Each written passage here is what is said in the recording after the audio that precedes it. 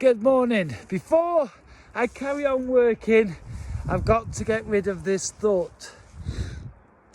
Now, I keep talking about evolution being the solution.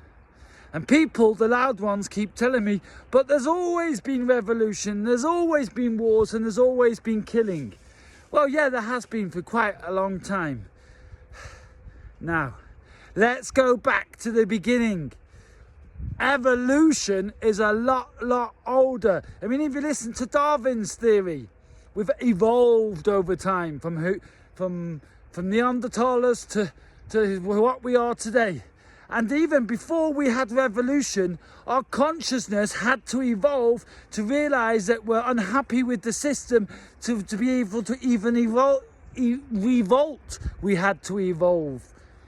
So you see what I mean? If evolution has been around since the beginning, whatever theory you follow, and it's older, a lot older than revolution, and that's why I believe it's the only solution. And now we're at a point where, I mean, I don't hear anything positive.